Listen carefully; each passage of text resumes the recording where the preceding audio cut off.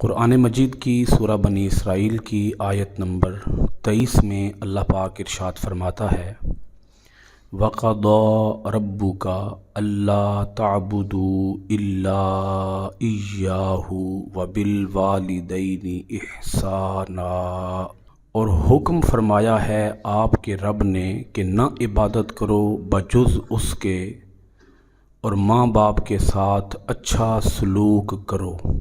آپ اس آیت کے آغاز کو دیکھیں، اللہ رب العالمین نے اس آیت کے اندر حقوق اللہ اور حقوق العباد کو جس محتم بشان انداز میں بیان فرمایا، اللہ پاک نے فرمایا کہ تیرے رب نے یہ فیصلہ فرما دیا ہے، تیرے رب نے یہ حکم دے دیا ہے۔ اب یہ لفظ کہ تیرے رب نے یہ حکم دے دیا ہے، اللہ پاک فرمانا چاہتا ہے الرٹ ہو جاؤ، ایکٹیو ہو جاؤ، ہوشیار ہو جاؤ، تمہیں کوئی بڑا عظیم حکم دیا جائے گا اس آیت کے اندر، اپنے کان کھڑے کر لو، ہوشیار ہو جاؤ، بڑا عظیم حکم تمہیں دیا جا رہا ہے۔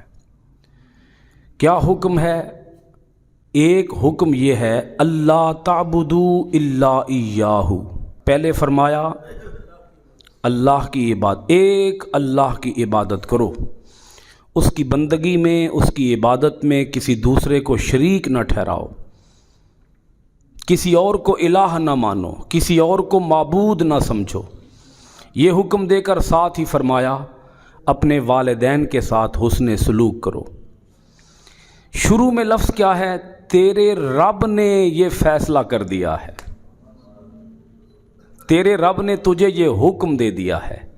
اے بندے، اگر تو اسے اپنا رب مانتا ہے، اگر اسے اپنا الہ مانتا ہے، اگر اسے اپنا حاکم حقیقی خیال کرتا ہے، سمجھتا ہے کہ وہ میرا حاکم ہے، تو سن اس کا حکم کیا ہے۔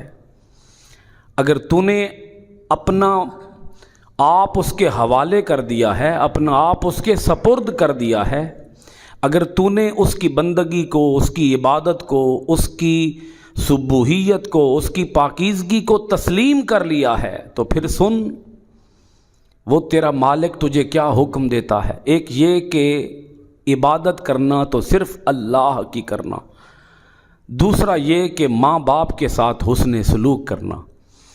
اب اللہ پاک نے ایک ہی آیت کے اندر، ایک ہی جگہ پر، ایک ہی مقام پر دونوں حکم جوڑ کر دیے تاکہ بندوں کو پتہ چلے کہ حقوق اللہ کی کیا اہمیت ہے اور پھر حقوق العباد کی کیا اہمیت ہے۔ حقوق اللہ کی اہمیت یہ ہے کہ اللہ کے سوا کسی اور کو معبود نہ سمجھو، یہ حقوق اللہ ہیں، اور حقوق العباد یہ ہیں کہ اپنے ماں باپ کے ساتھ حسن سلوک کرو۔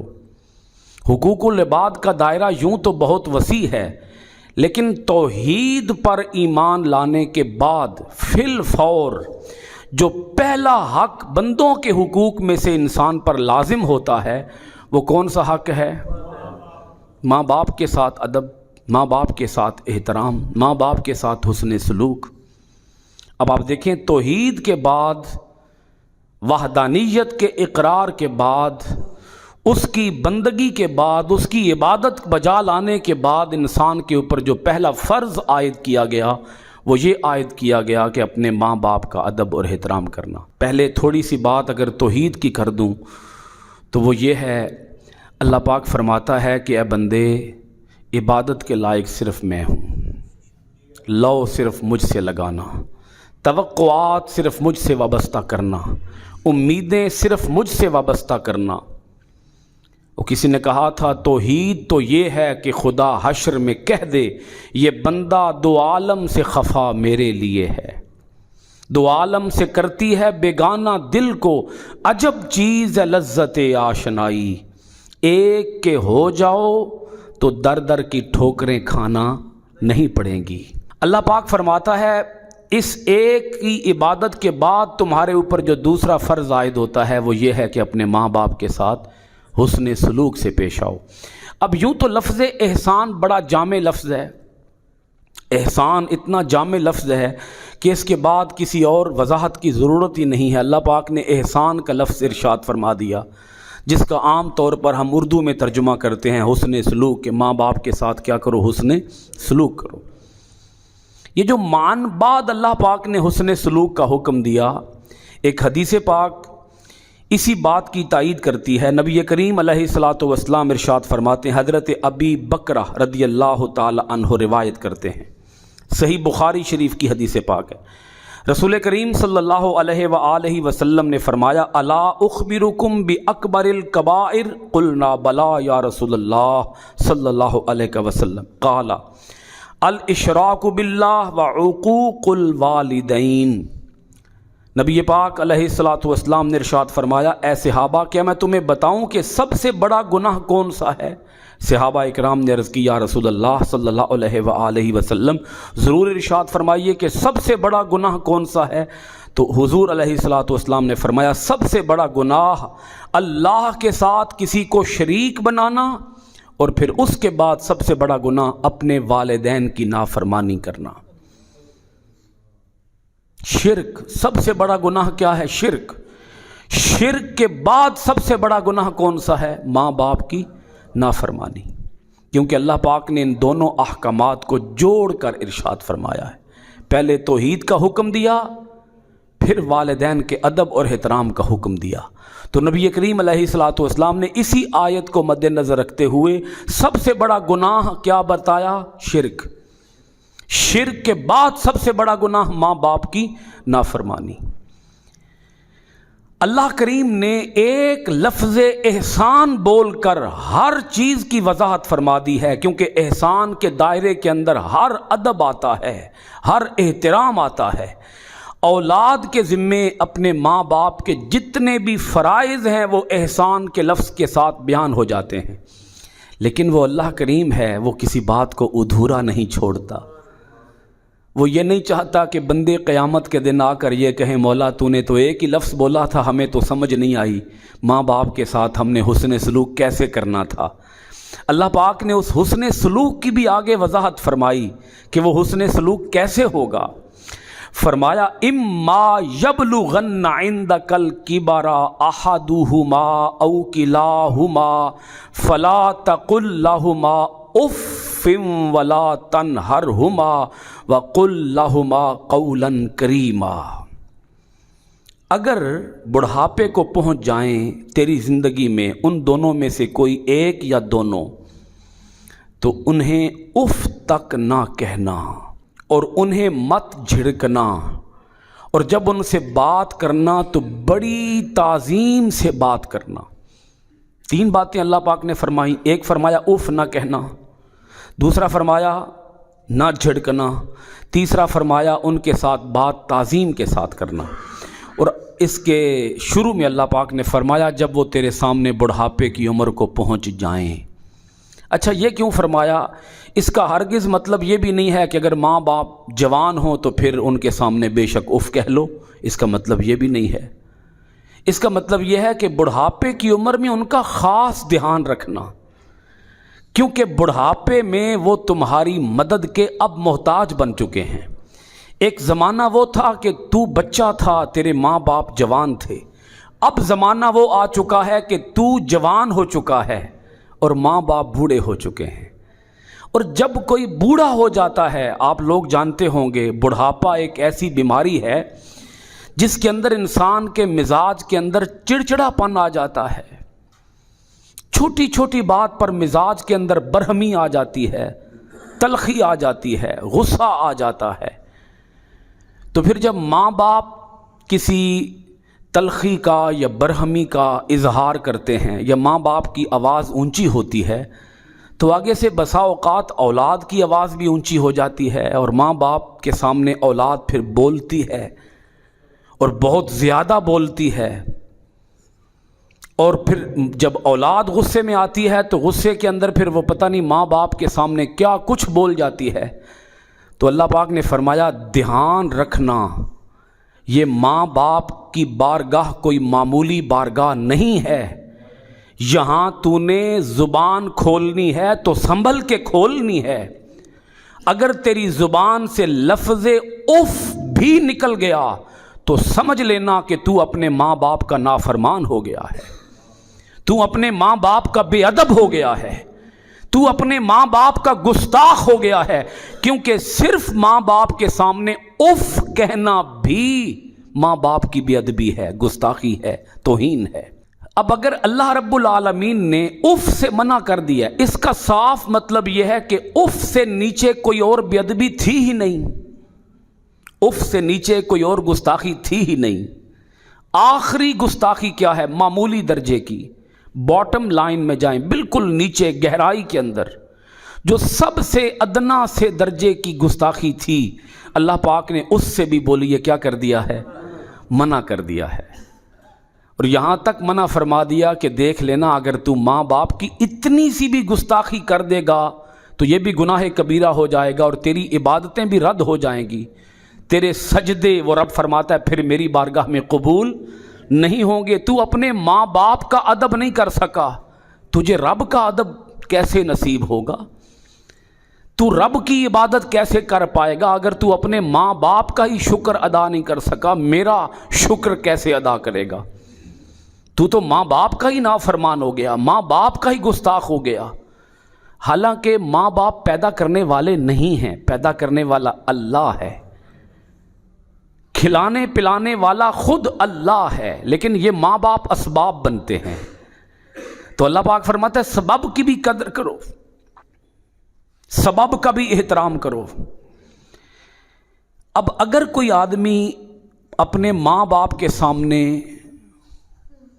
اف کی بجائے ماں باپ کے چہرے پر تھپڑ مار دے، ماں باپ کے بال پکڑ کے ان کو گھسیٹے، ماں باپ کے سامنے اونچی آواز سے بات کرے، ماں باپ کے سامنے ماں باپ کو ڈانٹے، ماں باپ کو ناراض ہو، ماں باپ کو غصے میں آ جائے، ماں باپ کے سامنے برہمی کا اظہار کرے، تلخی کا اظہار کرے، اس کے لفظوں کے اندر، اس کے لہجے کے اندر تلخی آ جائے، سختی آ جائے، ماں باپ بیچارے بوڑھے ہیں، انہیں کھانا نہ کھلائے، ان کے کھانے پینے کا خیال نہ رکھے، ان کی دوائی دارو کا انتظام نہ کرے، ان کے علاج معالجے کا انتظام نہ کرے، ان کو ٹھنڈی سرد ہواؤں سے نہ بچائے، ان کو گرمی سے نہ بچائے، اور ان کو ایک بالکل فضول سی چیز سمجھ کر ان کو ان کے حال پہ چھوڑ دے، تو مجھے تھوڑا سا یہ سوچ کے بتائیے گا کہ جس رب نے اف کہنے سے منع کیا ہے وہ رب تھپڑ مارنے پر کتنا ناراض ہوگا جس نے صرف اف کہنے سے روک دیا کہ ماں باپ کے سامنے خبردار تمہاری زبان سے اف تک نہ نکلے، تو پھر تھپڑ مارنے پر وہ رب کتنے غضب میں آئے گا، کتنے جلال کے اندر آئے گا، اس رب کا کتنا قہر برسے گا۔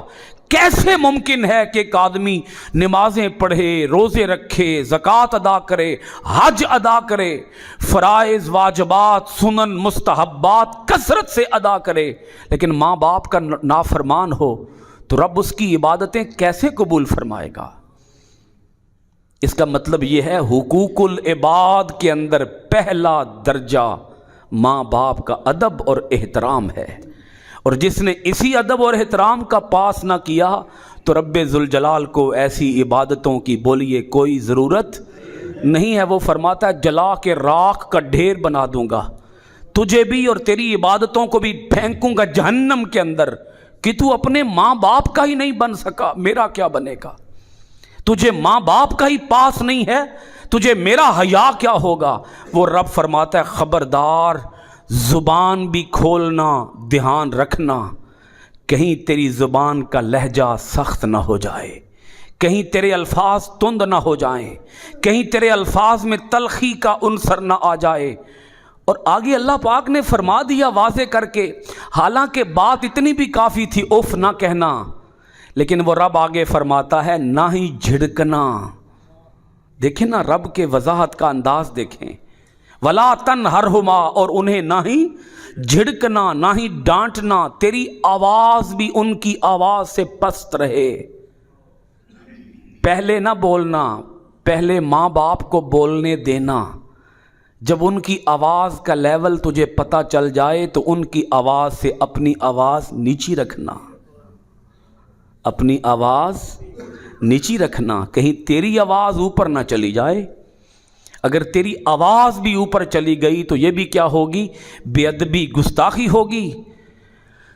अब इतना ही काफ़ी था, ना डांटना ना झिड़कना, लेकिन अल्लाह पाक आगे फरमाता है, ठहरो ज़रा एक और बात सुनते जाओ। वक़ुल लहुमा क़ौलन करीमा, तू बात करे तो अदब के दायरे के अंदर रहकर बात करे, तमीज़ के दायरे के अंदर रहकर बात करे, इज्जत के साथ बात करे, एहतराम के साथ बात बयान करे, उनकी इज्जत और तकरीम का ख्याल रखे, उनका दर्जा देख, अपना दर्जा देख। वो तेरे माँ बाप हैं, तू उनकी औलाद है।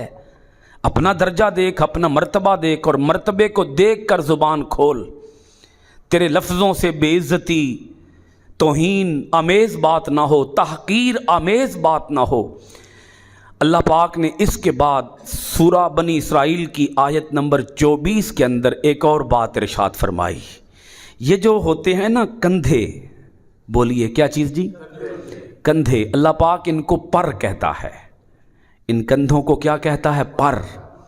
ये तेरे पर हैं, ये तेरे बाजू, तेरे पर हैं। वख्फिद लहुमा जनाहज़ुल्लि मिनर रहमा, और झुका देना उनके लिए तवाज़ो और इनकिसार के पर, रहमत के साथ और मोहब्बत के साथ। अच्छा, जब आदमी बात करता है ना बात, तो छोटे से बात सीना तान के कर सकता है। भाई अगर छोटे से बात करनी हो तो सीना तान के बात करो, कंधे उठा के बात करो, छोटे से बात करनी हो तो।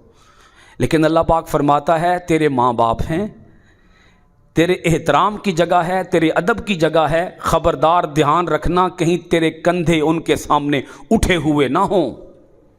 भाई समझ आ रही है बात? तेरे कंधे तेरे माँ बाप के सामने कहीं उठे हुए ना हों, बल्कि क्या हों, झुके हुए हों। वो रब सिखाता है तूने जाकर पेश कैसे होना है, माँ बाप के सामने पेश कैसे होना है, माँ बाप से मुलाकात कैसे करनी है, तेरे मिलने का अंदाज क्या हो, उनके सामने बैठने का अंदाज क्या हो। अच्छा, बात करने का अंदाज अलग सिखाता है, क्या बोलना है क्या नहीं बोलना अलग सिखाता है, उनके सामने बैठने का अंदाज रब सिखाता है। तो अंदाज़ा तो लगाओ माँ बाप का मकाम कितना बुलंद है, जिनके सामने बैठने का अंदाज खुद रब सिखा रहा है। अल्लाह करे हमें समझ आ जाए बात। वो किसी ने कहा था, उस हस्ती का हमसे एहतराम क्या होगा जिसके पांव तले जन्नत है, उसके सर का मकाम क्या होगा।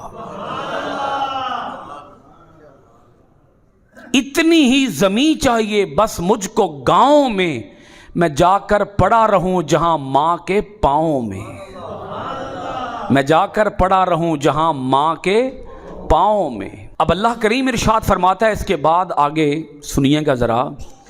वो रब फरमाता है, उनकी खिदमत के सारे तकाज़े पूरे करने के बाद, ए लोगों कहीं ये ना समझ बैठना कि तुमने अपने माँ बाप का हक अदा कर दिया है। नहीं, तुम हक अदा कर ही नहीं सकते, तुम हक अदा कर ही नहीं सकते। अल्लाह पाक इरशाद फरमाता है, तो इस हक को अदा करने के लिए एक काम और भी करना, और वो क्या है सुनिएगा।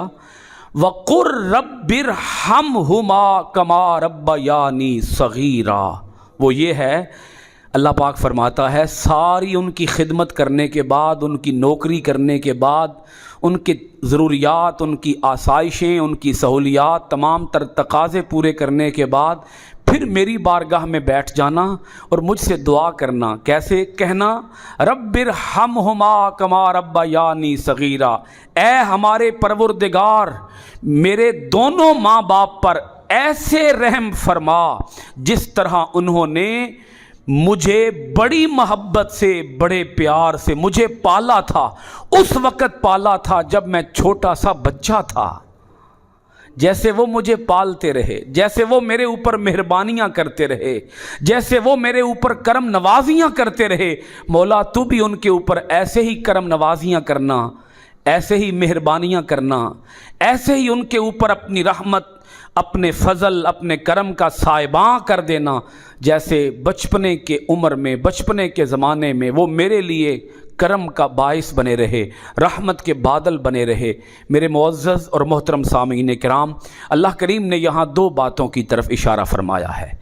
एक ये कि औलाद को बताया कि कहीं तुम ये ना समझ बैठना कि तुम हमेशा से जवान ही थे, कभी तुम बच्चे भी थे, कभी तुम, एक ज़माना तुम्हारे ऊपर ऐसा गुज़रा है जब तुम्हें सफाई और गंदगी का फ़र्क भी पता नहीं था। तुम अपना पेशाब साफ नहीं कर सकते थे, तुम बिस्तर को गीला कर देते थे, तुम्हारे माँ बाप तुम्हारा पेशाब साफ भी करते थे, तुम्हें खुश्क बिस्तर पे लिटाते भी थे, तुम्हें दूध पिलाते थे, तुम्हें रोटी खिलाते थे। एक ज़माना वो था कि जब वो तुझे उंगली पकड़ के चलना सिखाते थे। एक ज़माना वो था कि जब उन्होंने तुम्हें सर्दी गर्मी से बचा के रखा, तुम्हारी डिमांड्स पूरी की, फरमाइशें पूरी की, तुम छोटी छोटी फरमाइशें उनके सामने रखते थे। वो बड़े लाड से, बड़े चाँव से, बड़े मान से तुम्हारी फरमाइशें, तुम्हारे नखरे पूरे किया करते थे। तुम कहते थे मैंने ये खाना है, ये नहीं खाना। जो तुम कहते थे वो तुम्हें खाना लाकर दिया करते थे। आज उनके ऊपर वो ज़माना आ चुका है कि आज वो अपना पेशाब साफ नहीं कर सकते, आज वो चल नहीं सकते, आज वो माजूर हो चुके हैं। एक ज़माना वो था कि जब तू तोतली ज़ुबान के साथ बोलता था और उन्हें तेरी तोतली ज़ुबान पर भी बड़ा प्यार था, और आज तू जवान हो चुका है और तू कहता है कि मुझे अपने माँ बाप की बात की समझ ही नहीं आती, उनसे सही बोलने नहीं होता, वो बूढ़े हो गए, मैं उनकी बात को समझ ही नहीं सकता। एक ज़माना वो था जब तू तोतली ज़ुबान से बोलता था, वो तेरी बातें समझ लेते थे, तो तू आज उनकी बातों को क्यों नहीं समझ सकता? उनकी बातों को समझ, उनके पास बैठ, उनकी बातें सुन, क्योंकि आज उनका दिल करता है कि कोई हमारे पास बैठे, कोई हमारी बातों को सुने। काबिल तवज्जो एक जुमला आप हजरात की खिदमत में रखना चाहूँगा। दुनिया के अंदर जिसने भी किसी के साथ कोई अच्छा मुआमला किया है, अच्छा सलूक किया है, उसने किसी अपने मतलब के लिए किया है। भाई बात समझ आ रही है? किसी अपने, हाँ आप जानते हैं हर शख्स क्या होता है, मतलबी। अगर मेरे साथ कोई अच्छा मुआमला करता है तो हो सकता है उसके पीछे उसकी कोई गरज हो, कोई मकसद हो, कोई लालच हो, कोई मतलब पूरा करना चाहता हो। रज़ाए इलाही के लिए तो अच्छा सलूक बहुत कम लोग करते हैं। अच्छा सलूक करते हैं लोग रज़ाए इलाही की खातिर, लेकिन ऐसे लोग बोलिए बहुत कम है। ज़्यादातर क्या होते हैं, मतलबी लोग। एक माँ बाप की हस्ती इस दुनिया के अंदर ऐसी हस्ती है जो औलाद की हर ज़रूरत को पूरा करते हैं बग़ैर किसी मतलब के। माँ बाप को कोई मतलब नहीं होता। बोलिए, माँ बाप को कोई, माँ बाप खिलाते हैं, पिलाते हैं, जवान करते हैं, पालते हैं, पोसते हैं, परवरिश करते हैं, अपनी औलाद के नखरों का ख्याल रखते हैं। बोलिए, बग़ैर किसी मतलब के, बग़ैर किसी लालच के, बग़ैर किसी गर्ज के। कोई पता नहीं होता वही औलाद आज जवान हो चुकी है, उसी माँ बाप को ठुड्डे मारे, उसी माँ बाप को ठोकरे मारे, उसी माँ बाप को धक्के मार के घर से बाहर निकाल दे। वो माँ बाप जो अपनी औलाद के लिए रहमत का सामान बने रहे, रहमत की बरखा बने रहे, आज वही माँ बाप धक्के खा रहे हैं। जिन्होंने न सुबह देखी, न शाम देखी, न दिन देखा, न रात देखी, लगातार मुसलसल अपनी औलाद के लिए कमाते रहे, अपनी औलाद की हर ज़रूरत को पूरा करते रहे, अपनी औलाद की हर आसाइश का ख्याल रखा, और आज उन्हीं माँ बाप को क्या किए जा रहे हैं, धक्के मारे जा रहे हैं। उनका कोई मतलब नहीं था, बग़ैर किसी मतलब के, बग़ैर किसी लालच के। इसके साथ अब दूसरी एक बात बड़ी ख़ास तवज्जो तलब है, उसको भी समझने की कोशिश फरमाइएगा। इस कायनात के अंदर हर इंसान दूसरे इंसान के बारे में यही चाहता है कि मैं उससे आगे निकल जाऊं।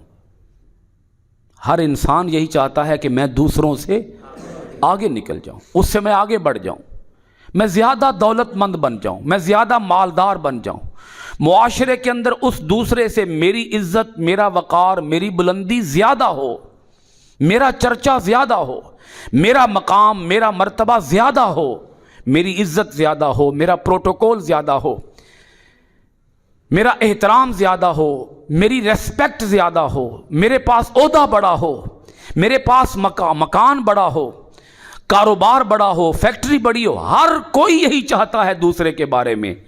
लेकिन एक माँ बाप, ऐसी हस्तियां हैं इस कायनात के अंदर जो ये नहीं चाहते कि हम आगे बढ़ जाएं, बल्कि माँ बाप औलाद के बारे में चाहते हैं औलाद हमसे भी आगे बढ़ जाए, औलाद हमसे भी आगे निकल जाए, औलाद जाए। बाप चाहता है मेरा बेटा मुझसे भी आगे निकले। अब कुछ समझ आ गई होगी शायद आपको। एक बाप है, हर कोई चाहता है मैं आगे जाऊं, दूसरा नीचे हो जाए, लेकिन बाप ऐसा है जो चाहता है कि मेरा बेटा मुझसे भी आगे निकल जाए। जो ग्रेड मुझे मिला, जो स्केल मुझे मिला, जो दर्जा मुझे मिला, जो बुलंदी मुझे मिली, दुनिया के अंदर जो मकाम और मर्तबा मुझे मिला, मेरा बेटा मुझसे भी आगे जाए। कौन चाहता है? बाप चाहता है, माँ चाहती है कि मेरा बेटा मुझसे भी आगे निकल जाए। ओल्ड एज सेंटर्स यूरोप के अंदर बने हुए हैं, अमेरिका के अंदर, कनाडा के अंदर, दीगर जो तरक्की याफ्ता ममालिक हैं, वहाँ औलादें अपने माँ बाप को बुढ़ापे की उम्र में गवर्नमेंट के सहारे पे छोड़ आती हैं। फिर गवर्नमेंट के मुलाजिमीन उनका ख्याल रखते हैं, उनकी हर ज़रूरत तो पूरी हो जाती है, उनको रोटी मिल जाती है, उनको खाना मिल जाता है, उनको बिस्तर मिल जाता है, उनको रहने के लिए छत मिल जाता है, लेकिन एक चीज़ से वो महरूम रहते हैं, औलाद को अपने पास बिठाने से और औलाद के साथ बातें करने से वो महरूम रहते हैं। और आप यकीन जानिए, माँ बाप बुढ़ापे की उम्र में कुछ नहीं चाहते। दुनिया देख चुके, दुनिया घूम चुके, दौलत कमा चुके। आज वो यही चाहते हैं कि हमारी औलाद हमारे साथ बैठे, हमारे पास बैठे, हमारी बात सुने। और रसूल करीम सल्लल्लाहु अलैहि वसल्लम ने इसके लिए जो हमें उसलूब अता किया, जो रास्ता अता किया, जो तरीका बताया, वो क्या है ज़रा सुनिएगा। आका अलैहिस्सलातु वस्सलाम ने इरशाद फरमाया कि तू सिर्फ अपने माँ बाप को देख लिया कर, बस सिर्फ क्या किया कर, ए बच्चों, ए बेटो, ए बेटियों, अपने माँ बाप को सिर्फ देख लिया करो। बस तुम देखोगे अल्लाह तुम्हें मकबूल हज का सवाब अता फरमाते, मकबूल हज का सवाब। सहाबा इकराम की अजमत पे भी कुर्बान जाएं। उन्होंने पूछा, अल्लाह के रसूल, हम तो दिन भर में पता नहीं कितनी बार अपने माँ बाप को देखते हैं, कोई ख़ास घड़ी है जिस घड़ी के अंदर देखने पर मकबूल हज का सवाब मिलता है? ए अल्लाह के रसूल, अगर हम 100 बार देखें तो? सवाल समझ आ गया आपको? अगर हम, मिसाल दी ना सहाबा ने, ए अल्लाह के रसूल, अगर हम 100 बार देखें तो क्या? फिर रसूल पाक अलैहिस्सलातु वस्सलाम ने इरशाद फरमाया, मेरे उम्मतियों, मेरे सहाबा, अल्लाह के ख़जानों में कोई कमी नहीं है। तुम एक बार देखोगे तो एक मकबूल हज का सवाब मिलेगा, 100 बार देखोगे तो अल्लाह तुम्हें 100 मकबूल हज का सवाब अता फरमाएगा। अल्लाह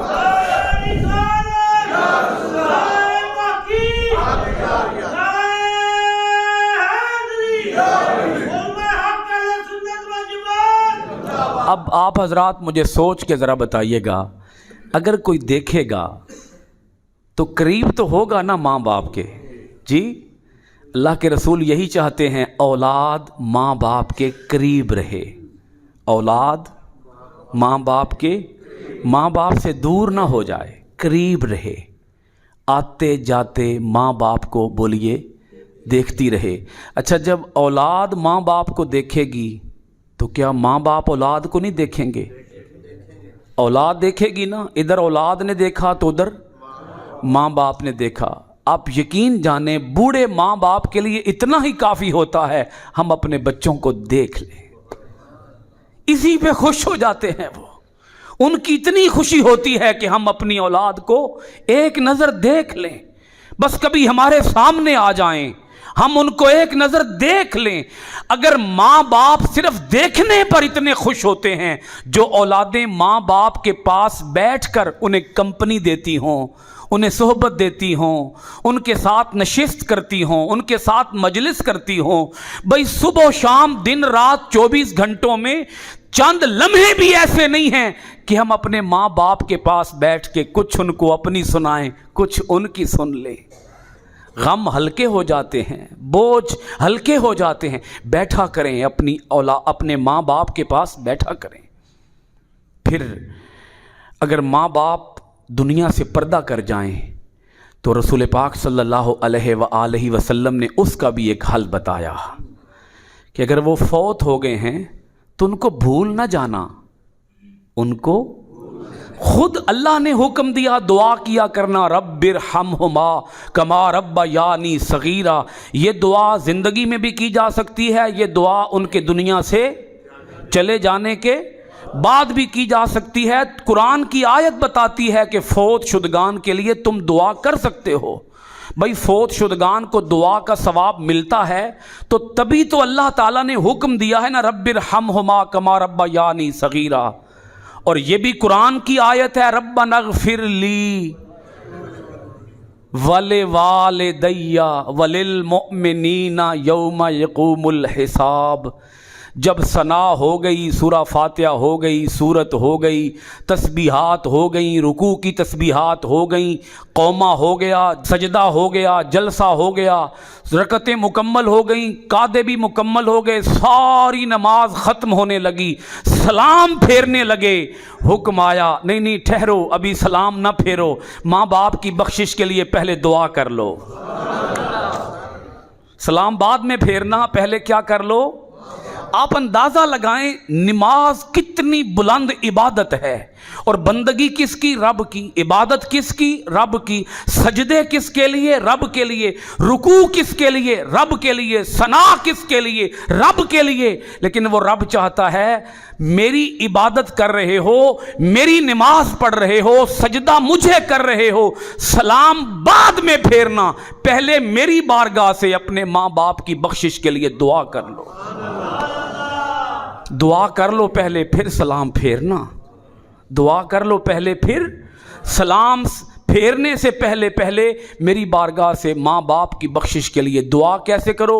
اے اللہ مجھے بھی بخش دے، میرے ماں باپ کو بھی بخش دے، اور تمام مؤمنین کو بخش دے، یوما اس دن یقوم الحساب، حساب قائم ہوگا۔